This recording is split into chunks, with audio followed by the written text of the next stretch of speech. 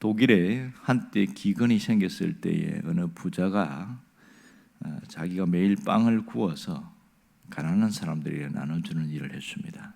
그때 아이들이 와서 그 빵을 매일 아침에 받아가고 뭐 이런 일들을 있었는데, 그 중에 키가 작고 아주 작게 생긴 크레첸이라는 이 아이가 있었는데, 이 아이는 맨 마지막에 빵을 받아가는 거예요.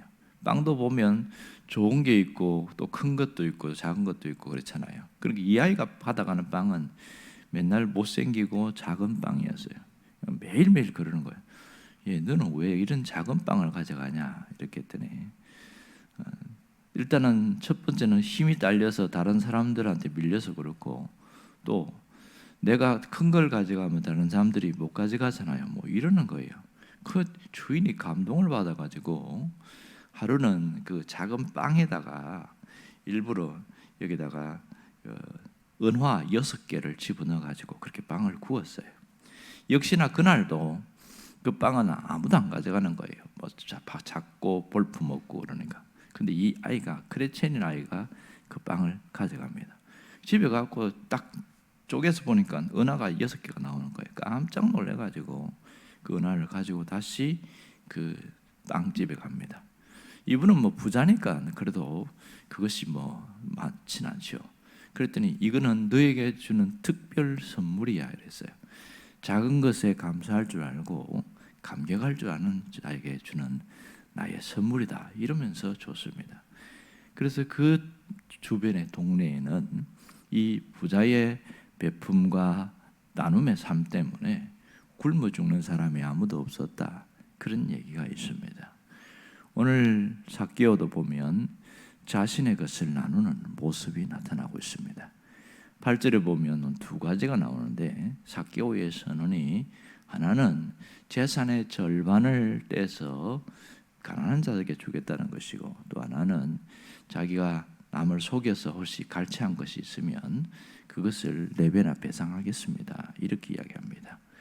오늘 우리가 주목할 곳은 첫 번째 부분입니다. 재산의 절반을 가난한 자들에게 주겠다, 이렇게 결심을 합니다. 사실 이 말을 일반적이고 보편적인 시각에서 보면 이해가 되지 않습니다. 왜 재산의 10분의 1도 아니고 절반을 떼서 가난한 자에게 주려고 했을까? 상당한 의문점이 들 수밖에 없는 것이지요. 자, 이 선언을 냈을 때에 옆에 주변에 있는 사람들은 삭개오의 말을 얼마나 믿었을까요? 그동안 삭개오가 한 행동이나 태도를 보면 그 말 자체를 신뢰를 하지 않을 가능성이 많습니다. 에이, 설마, 그렇게 생각하고 오히려 더 비아냥거릴 수도 있어요. 그런데 삭개오가 왜 이렇게 하느냐 하는 거죠. 자, 그러면 예수님이 소유에 대해서 얘기를 했기 때문에 하는 말인가, 아니면 자신의 결심인가 하는 겁니다.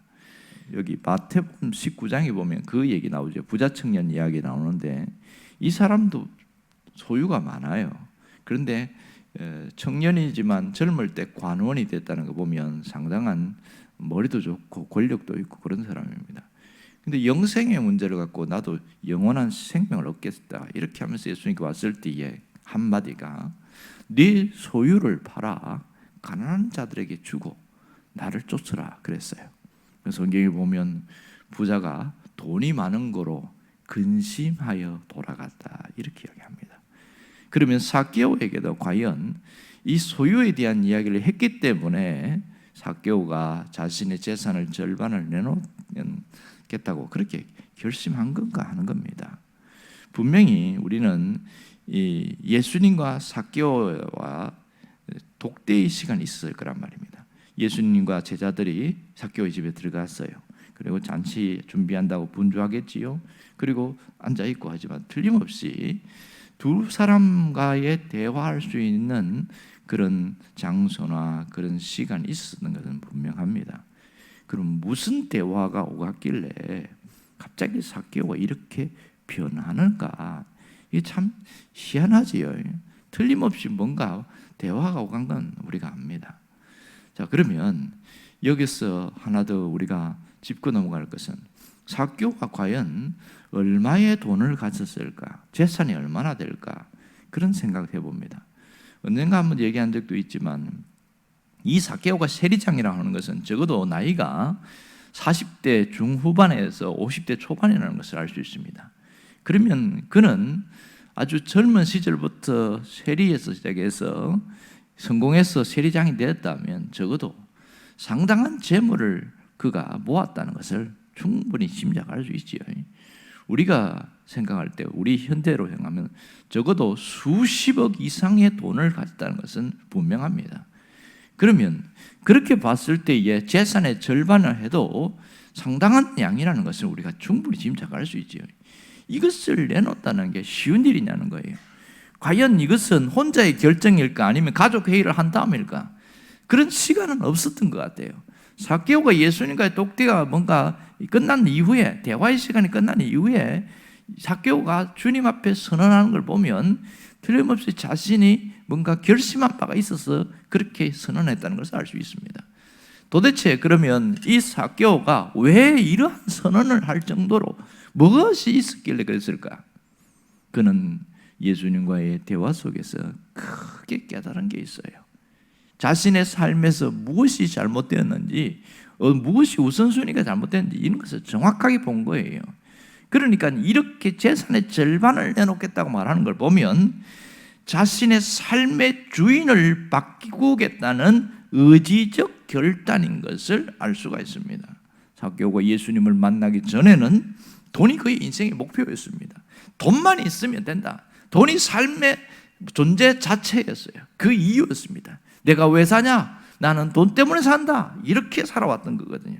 돈이 그의 주인이었거든요. 사람들이 손가락질을 해도, 주변의 사람들이 뭐라고 이야기해도 자신에게는 돈이 있기 때문에 누구도 건드릴 수 없다는 그런 강력한 신념이 있었습니다. 하지만 그는 예수님을 만난 이후에 놀라운 변화가 일어나는데 자신이 잘못 살았다는 것을 알게 되었습니다. 예수님이 그에게 온 이후에는 이제는 주인이 바뀌어버렸어요. 돈이 아니라 예수님이 되어진 거죠. 그러고 나서 자신의 걸 보니까 가치 있고 그렇게 붙들었던, 움켜쥐었던 그것이 오히려 나를 허무하게 만들고 나를 인생을 무너뜨리게 만든다는 걸 알고 주님 앞에 신앙적 결단한 것입니다. 이것은 분명히 인생의 주인이 돈이 아니라 예수님으로 바뀌었다는 신앙적 고백인 것을 알 수 있습니다. 이전에는 땅의 것을 추구하고 살았지만 이제는 하늘의 것을 추구하겠다. 하나님과 하나님 나라를 위해서 살겠다는 그 의지적 결단이 삭개오의 선언 속에 나와 있습니다. 오늘 우리에게 주시는 신앙적 메시지가 있습니다. 그것은 내가 삶의 주인이 누구인가 하는 것을 반드시 점검하고 살아가라는 겁니다. 여러분, 예수를 믿어도 돈이 주인이 된 사람들이 굉장히 많습니다. 돈이 주인이 되는 것인가, 하나님이 주인이 되는 것인가, 그것은 나의 결단에 따라서 달라진다는 사실이죠.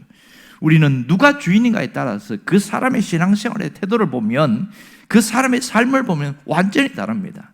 예수를 믿는데 겉으로는 뭔가 직분도 있고 있지만 보면 돈이 주인인 사람은요, 세상에서 엄청난 욕을 먹습니다. 어떤 작은 200명의 사람들을 규모를 갖고 있는 공장을 하는 분도 있는데 이분은 돈이 주인이었어요. 그래서 그 가난한 사람들의 월급과 그걸 막 착취를 하고 얼마나 욕을 먹는지 몰라요. 한 번 담임 목사님이 그 사장인 경영하는 그곳에 가서 예배를 드리는데 사람들이 아무도 안 오는 거예요. 그래서 그 사장과 부인만 가서 예배를 드리는 거예요. 아니 왜 아무도 안 옵니까? 뭐 자꾸 핑계대고 아무도 안 옵니다. 나중에 알고 봤더니 악덕 기업주로 소문이 나버린 거예요. 그래서 목사님도 참 한심해가지고 말은 못하고 왜 이렇게 살았을까? 이 사람은 신앙생활 하면서부터 안 바뀐 거예요. 돈이 주인이 되어갖고 뭐 헌금은 좀 할 줄 모르지만 삶에서는 얼마나 욕을 먹었는지 몰라요. 결국 3년 이후에 그 기업이 망해버렸습니다. 그런 일들도 있더라고요. 그래서 제가 본 게 예수를 믿어도 주인이 안 바뀌면 하나님도 책임지지 않는구나, 그런 걸 보았습니다. 여러분, 우리는 늘 거대한 싸움의 소용돌이 속에 있어요. 항상 그렇습니다. 돈이 주인인가 하나님이 주인인가, 이 거대한 소용돌이 속에서 우리는 끊임없이 고민합니다. 그래서 말씀을 들을 때는 내가 돈이 주인이 되면 안 되겠구나, 그렇게 생각하고 하나님을 주인을 모시겠구나 결단합니다. 예배당 안에서는 분명한 이런 결단이 되지만 문제는 삶의 현장으로 딱 내몰리면요, 당장 돈 때문에 고민하는 거예요. 돈이 우리를 얼마나 거세게 몰아치는지 그때부터 주인이 또 바뀌기 시작하는 겁니다. 예배당에 들어오면 하나님이 주인이고 예배당을 나가면 돈이 주인이고 끊임없는 갈등과 고민이 반복되면서 결국은 돈 앞에 무릎 꿇는 사람이 한두 사람이 아니에요. 돈의 유력은 얼마나 강한지 우리가 잘 압니다. 돈의 파워가 얼마나 센지 사람을 죽이기도 하고 살리기도 하고 인생 자체를 바닥에 처박기도 하고 위로 올리기도 하고 얼마나 강력한 능력이 있는지 우리는 잘 알고 있습니다. 왜요? 돈은 해결사 노릇을 하잖아요. 할 수 없는 것을 하게 만들고 못하는 것을 해내게 만드는 것이 돈입니다. 해결사 노릇하는 돈 앞에 쉽게 이겨낸다는 것은 정말 어려운 일입니다. 여러분, 우리가 신앙생활하면서 돈이 내 삶을 지배하면 안 된다는 걸 알아요. 하지만 여전히 돈이 우리를 지배하고 우리를 굴복시킵니다. 그래서 어떤 분이 그렇게 이야기하더라고요. 방심하면 돈이 나에게 덤빈다, 이렇게 말합니다. 왜냐하면 돈 문제는 자식과의 관계도 깨어지게 만들고 가정도 깨어지게 만들고 방심하면 돈이 덤벼서 우리 모든 걸 다 깨트려 버린다, 그런 얘기를 합니다. 언젠가 그런 얘기하면 기억나시죠?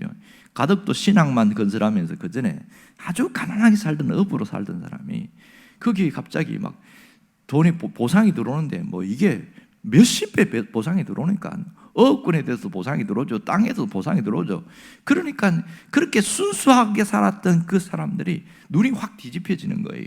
그 가덕도에서 나오면 그 육지에다가 아주 좋은 차를 세워놓고 그 자식들이 직장 다니는 거 다 때려 쥐어버리고 나 사업하겠다고 그러고 뭐 몇 억씩 내놔라고. 그래서 거기서 한 몇십억을 받은 사람이 있는데 3년 만에 망해버렸어요. 완전히 망해버렸어요. 왜냐하면 갑자기 큰 돈 들어오니까 자식과 부모 관계도 깨어지고 부부 관계도 깨어지고 엉망이 돼버리는 거예요. 소수의 몇 사람들만 그 돈이 덤빌 때에 지배당하지 않고 나는 마음을 조심을 잃지 않겠다, 이렇게 한 사람들 몇 사람 외에는 다 망해버렸어요. 이렇게 돈은 강력한 능력이 있습니다. 우리를 행복하게 만들기보다는 관계를 깨트리고 성공하지 못하게 하는 경우가 굉장히 많다는 거죠. 오늘 우리가 무슨 결심해야 되는지 아세요? 내 삶의 주인이 누구인가를 점검해보고 내 삶을 정립해야 됩니다.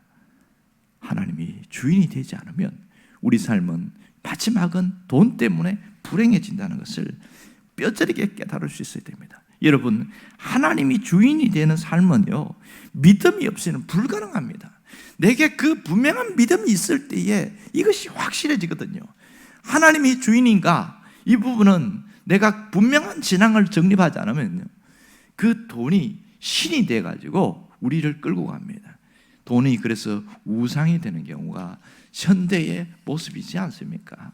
얼마나 무서운지 몰라요. 여러분, 성경에도 뭐라고 이야기한 줄 아세요? 디모데전서 6장 10절에 보면 돈을 사랑함이 일만하게 뿌리가 된다, 이렇게 이야기했습니다. 돈이 악이라고 하지 않았어요. 돈을 사랑하는 것이 문제다, 그렇게 이야기했습니다.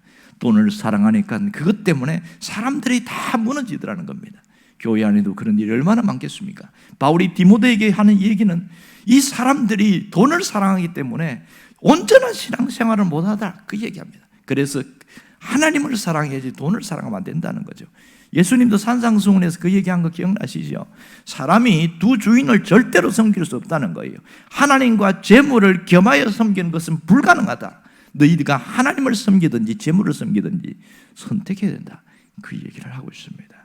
여러분, 우리는 돈보다 하나님을 더 사랑하기로 결심할 수 있어야 됩니다. 결단하고 결심해도 자꾸 돈이 나를 쥐어 흔들려고 합니다. 하나님을 더 사랑할 때에 하나님은 이 모든 것을 더하여 주신다는 겁니다. 여러분, 하나님을 사랑한다는 게 뭐예요? 내 삶의 방향, 내 삶의 초점, 내 삶의 중심을 이동시키겠다는 거잖아요. 바꾸겠다는 거잖아요. 그래서 마태복음 6장 33절에 돈을 사랑하지 말고 뭘 사랑하세요? 하나님과 하나님의 나라, 하나님의 의를 구하고 하나님이 원하는 방향으로 가라. 그리하면 이 모든 것을 너희에게 더하여 주시리라. 분명한 약속이 있는데도 흔들려 버리는 거예요. 그러면 우리가 내가 돈을 사랑하는지 아닌지를 날마다 점검하고 결단하면 이것이 모든 게 해결되어집니다. 여러분, 교회에서 보면 11조라는 게 있습니다. 어떤 분은 11조 때문에 시험이 드는 사람이 있어요. 왜 그럴까요? 이것이 돈으로 보이니까 시험이 드는 거예요. 이것이 신앙 고백으로 느끼는 사람은 하나도 시험이 안 돼요. 그것이 얼마이든 간에 하나님 앞에 드리는 내 신앙이라고 생각하니까 그것이 얼마이든 간에 그냥 아낌없이 하는 거예요. 그러나 끊임없이 돈으로 보이는 사람은요, 절대로 11조 못합니다. 아까워서 못해요. 이것을 있으면 뭘 하는지 계산이 빨리 돌아가니까. 그래서 여전히 여기서 알 수 있습니다. 내가 과연 돈이 주인인가 하나님이 주인인가는 11조 하는 것을 보면 분명히 결단이 되어집니다.